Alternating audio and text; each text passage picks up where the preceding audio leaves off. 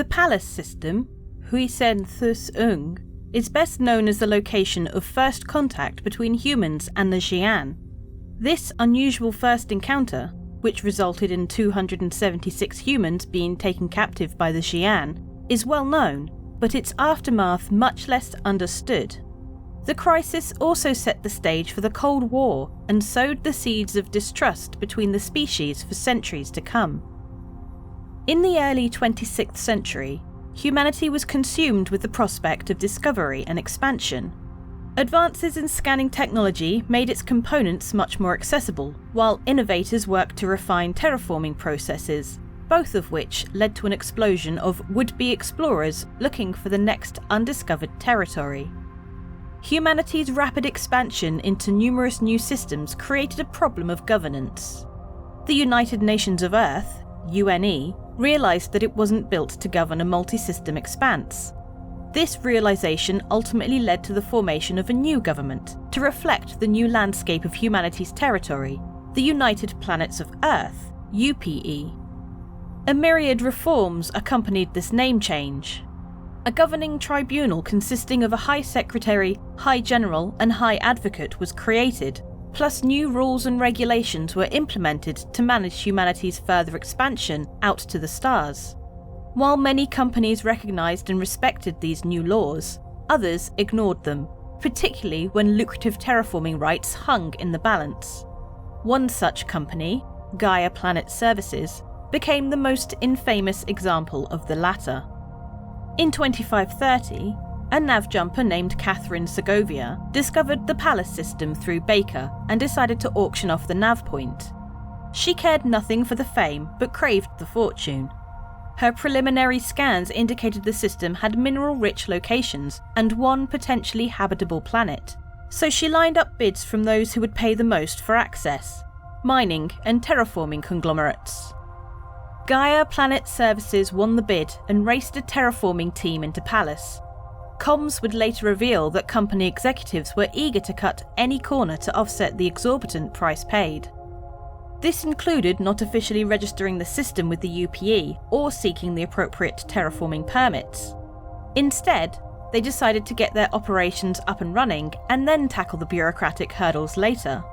As company CEO Joseph Jules Jr. wrote in one comm, "We'd rather pay the fine than waste the time." Foreman Charles Baxter led a team into the system and straight to Pallas 3, where they began surveying the best locations for terraforming equipment.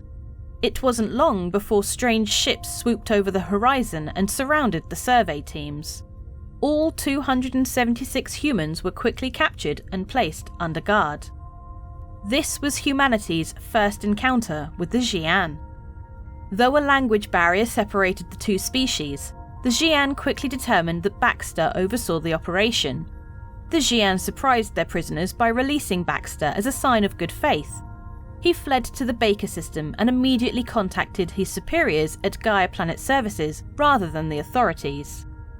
Supposedly, CEO Joseph Jules Jr. argued that they should try and cut a deal with the Xi'An themselves. He was desperate to find a way to spin this debacle into a positive for the company. A handful of sycophantic executives agreed with him, but Baxter and others pushed back. The plan was a pipe dream unless the company had xenolinguistics on staff who could decipher this unknown language. Reluctantly, company executives contacted the UPE and revealed the terrible situation in which they had placed humanity. The UPE's best xenolinguist took 15 days to devise a rudimentary form of communication with the Xi'An, after which official discussions over the release of the remaining workers began. Many within the government grumbled at the terrible negotiating position Gaia Planet Services had left them in, while others fumed at the horrible first impression humanity had given the Xi'An. The ensuing few weeks were a high-wire act of diplomacy for the UPE. The Xi'An had two primary points of contention that they required to be met before releasing the hostages.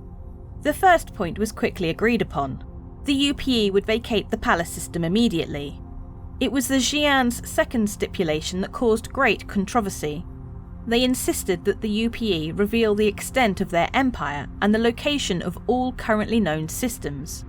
The UPE negotiators pushed hard not to have that last detail included, but the Xi'an were adamant about it.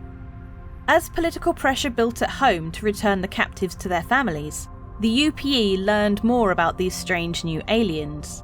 When it was revealed that they lived for hundreds of standard Earth years, negotiators grew concerned with how long the Xi'an were willing to carry on the negotiations. Many concluded that they had no other choice but to acquiesce to the Xi'an terms. After 57 days, a deal was reached. The ordeal ended, and all hostages were eventually released unharmed, but what humanity gave up in exchange came to define the relationship between the two species. The disparity between what the Xi'an knew about our systems versus what we knew about theirs was a major source of paranoia for humanity following the Pallas incident. The actions taken had sown the seeds of distrust on both sides, and the two species slowly backed away from the negotiating table, unsure when and where their next encounter would occur.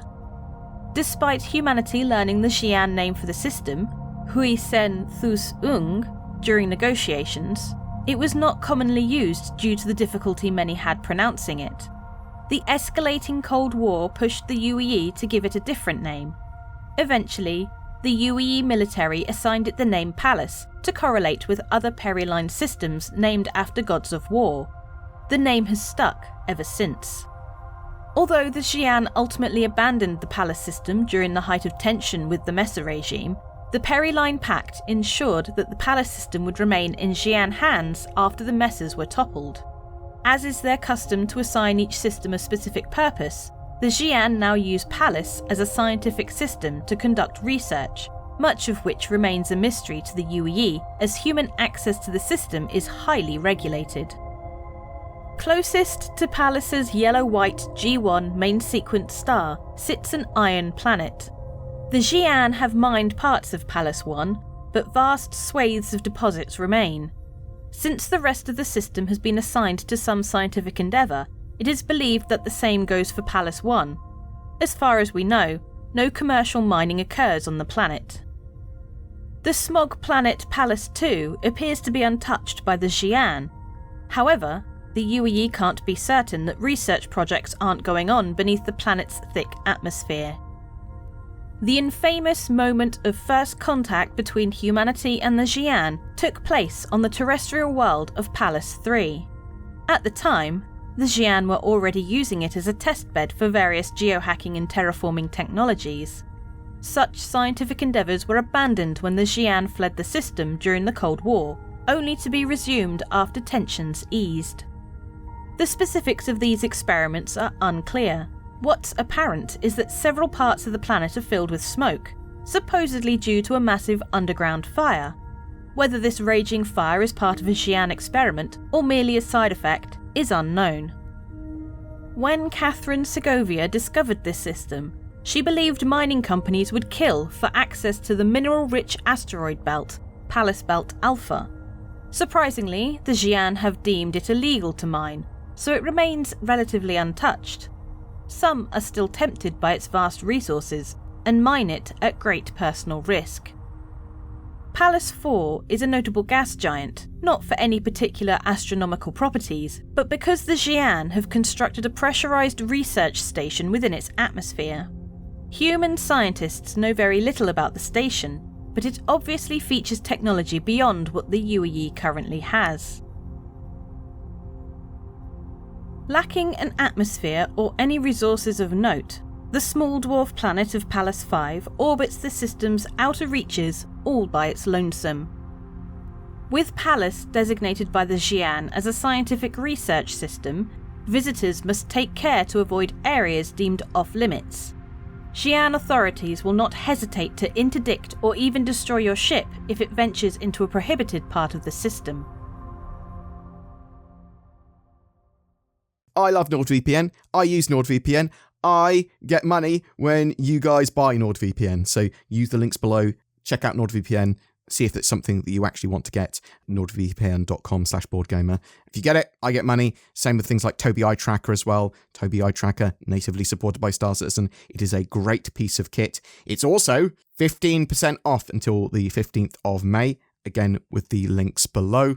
May in Star Citizen is about fleets and Fleet Week and flying with friends, and we've partnered up with Lunar Wolves, a Star Citizen org, to give away a fleet of ships. Commenting on any of my videos during the month not only gets you a chance to win a Spirit C1, but also a Constellation Andromeda, a Vanguard Sentinel, and a Corsair, courtesy of Lunar Wolves. They'll each be going out to a different winner chosen randomly from the video comments. But wait, there is more. Sign up to the Lunar Wolves recruitment page, link down below, for a chance for even more ships, including an RSI Polaris with lifetime insurance and a Hornet F7C Mark II. Winners of those will be selected randomly from eligible org signups. Lunar Wolves welcome all that share their passion for adventure and love of Star Citizen. You can learn more about them on their org page or at lunarwolves.org.